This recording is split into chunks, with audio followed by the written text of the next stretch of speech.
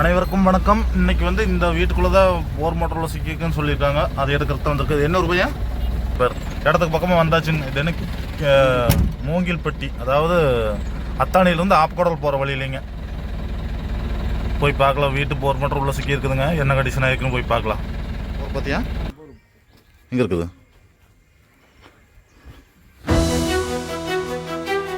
இந்த போர்?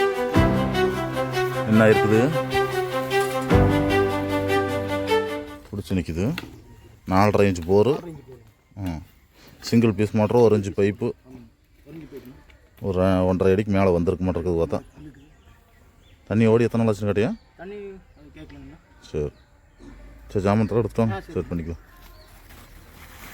4.5 இன்ச்சு போருங்க. அப்புறம் அவங்களே இழுத்து பார்த்துருக்காங்க, வரல. எவ்வளோ எத்தனை அடி ஆழத்துக்கு மாட்டிக்குது இல்லைங்க? ஒரு 100 அடி ஆழத்துக்குள்ளே மாட்டிக்க மாட்டேங்குதுங்க. இந்த ஏரியாவில் ஆழம் கொஞ்சம் கம்மியாக தான் இருக்குது. இல்லை பக்கத்தில் சுற்றி மரம் இருக்குது. வேர்க இறங்கியிருந்தாலும் இறங்கியிருக்கு. வீடியோ அப்படியே கண்ணியாக பாட்டுவாங்க. வேலையை எப்படி செய்கிறேனுங்கிறத பார்க்கலாம்.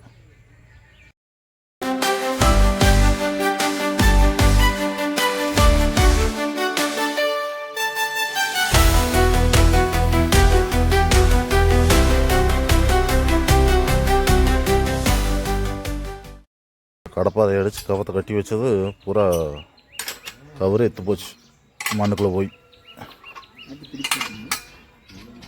எங்கள் ஜாமனமெல்லாம் ஃபிட் பண்ணி வச்சுங்க. க்ரீன் கால் போகிறோம் சென்ட்ரலில்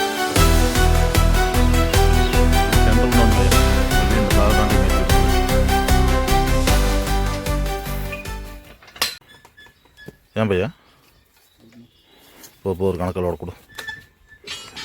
கீழே இறங்குது இல்லையா? கீழே மரங்களும் மேலே மல்லு கிண்ணு ஏறி நிற்குது. கிண்ணு ஏறி நிற்குது. பிரேக் லோடு பார்க்கலாம். சொல்லி கழட்டிட்டு சொல்லிட்டு கழட்டி பிரேக் லோடு போயா.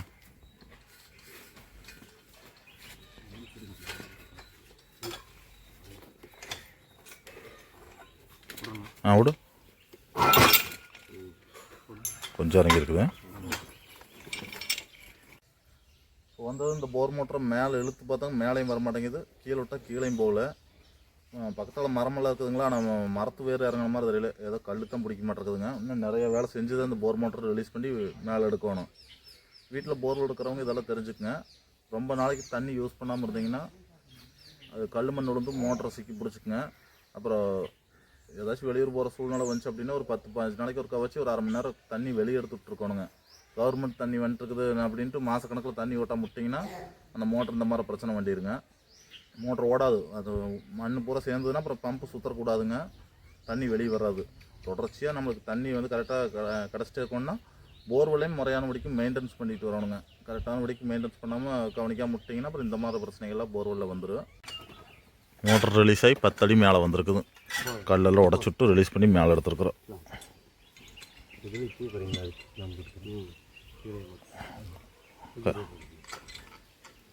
வேறு மணி பண்ணி பிடிச்சோம் தூக்கணும். போட்டுக்கலாம், போட்டுக்கோ.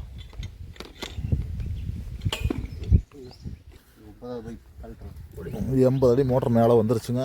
கீழே கல் மட்டும்தான் பிடிப்பு, வேரெல்லாம் ஒன்றும் இல்லையாட்டிருக்குது. மரத்து வேரெல்லாம் ஒன்றும் மறக்கானுங்க பெருசாக. ரொம்ப நாளாக ஓட்டா முட்டங்காட்டி அப்புறம் ஏதோ கல் விழுந்து பிடிச்சிருச்சு.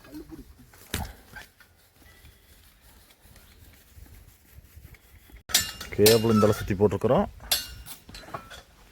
கவர் முட்டு வந்துருக்காங்க. தண்ணி நனைஞ்சு வருதா பையன்? தண்ணி ஒரு 50-60 வரைக்கும் கீழே கிடக்க மாட்டிருக்குது.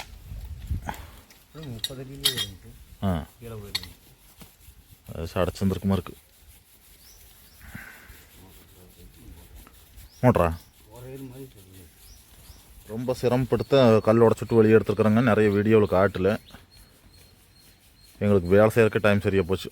ஒரு வீடியோ எடுக்க முடியலைங்க. புதுசாக வந்திருக்க பையன், அந்த பையனும் கவனிக்காம விட்டேன். அந்த பையனத்தை வீடியோ எடுக்க சொன்னால் கவனிக்காம விட்டேன். அப்படி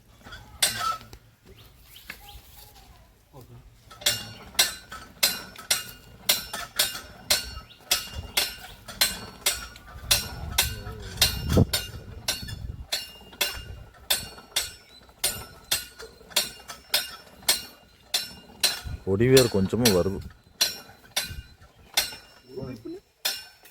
இன்னும் எத்தனை வைப்பு இருக்குது? 13. 80 அடி நாங்கள் பாரு 130 அடி ஆச்சு. 130 அடி வந்திருக்குங்க. மோட்டர் மேலே வந்தாச்சு. போதும் பையா. மோட்டர் ஒரு 2 நிமிஷம் கூட ஓட மாட்டேங்குதுன்னு சொல்லிட்டு மேலே இழுத்துருக்காங்க. அது இம்பலரெலாம் தேஞ்சிருக்குமா இருக்குங்க. தண்ணி ரொம்ப ஸ்லோவாக வருதுன்னு சொல்லிட்டு இழுத்து பார்த்துருக்காங்க. அப்புறம் இழுக்க முடியலன்னு நம்மளை கூப்பிட்டாங்க. வந்து நீட்டாக ரிலீஸ் பண்ணி வெளியே எடுத்து கொடுத்துட்டாங்க. காவத்தில் அறுத்துட்டு மோட்டர் மேம்பெல்லாம் தனித்தனியாக கழட்டி விட்டுரும். கேபிள் காயமாக இருக்கா?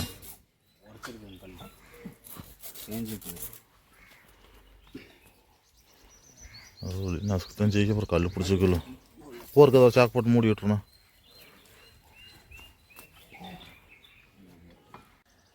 வீட்டில் போர்வெல் இருக்கிறவங்க இதெல்லாம் தெரிஞ்சுக்குங்க.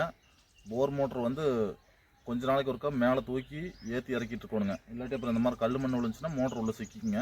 ஏதோ ஒரு 4 வருஷத்துக்கு ஒரு 5 வருஷத்துக்கு ஒருக்கா வச்சு மேலே தூக்கி ஏற்றி இறக்கிடணுங்க. ஒரே இடத்துல இருந்துகிட்டே இருந்துச்சுன்னா அப்புறம் அந்த கல் மண் பூரா விழுகிறது நம்பி மோட்டரை சிக்கி பிடிச்சிக்குங்க. மேலே தூக்க முடியாது போயிரு. அப்புறம் நிறைய பேர் கமெண்ட்டில் கேட்டிருந்தாங்க, மரத்தோட வேறு போருக்குள்ள எப்படி போகுது அப்படின்னு கேட்டிருந்தாங்க.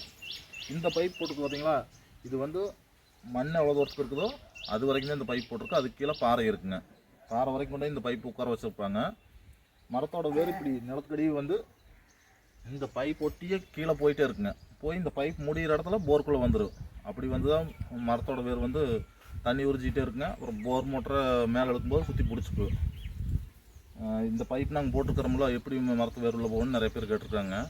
ஒவ்வொரு ஏரியாவில் இந்த பைப் ஃபுல்லாகவே இறக்கியிருப்பாங்க. அப்போ இந்த ராமநாதபுரம் சைடெல்லாம் பார்த்தீங்கன்னா ஒரு 300 அடி ஆழம் இருந்துச்சுன்னா 300 அடிக்குமே இந்த பைப் இறக்கியிருப்பாங்க. அப்பவும் அந்த பைப்பில் ஓட்டை போட்டு விட்டு இறக்கியிருப்பாங்க தண்ணி உள்ளே வரக்க வேண்டி. அது வழியாகவும் மரத்து வேர் உள்ளே இறங்கிருங்க. இந்த மாதிரி போர்வெல் ஏதாவது சிக்கலான வேலை இருந்துச்சுன்னா நாங்கள் திருப்பூர், கோயம்புத்தூர், ஈரோடு மாவட்டத்தில் செஞ்சு கொடுத்துட்ருக்குறோங்க. தேவைப்படுறவங்க எங்கள் நம்பருக்கு கான்டாக்ட் பண்ணுங்கள். போர்வெல்லில் வர பிரச்சனைகள்லாம் சரி பண்ணி கொடுத்துட்ருக்குறோங்க. இன்றைக்கி வந்தது நல்லபடியாக வேலை முடிஞ்சது. நன்றி, வணக்கம். நன்றி, வணக்கம்.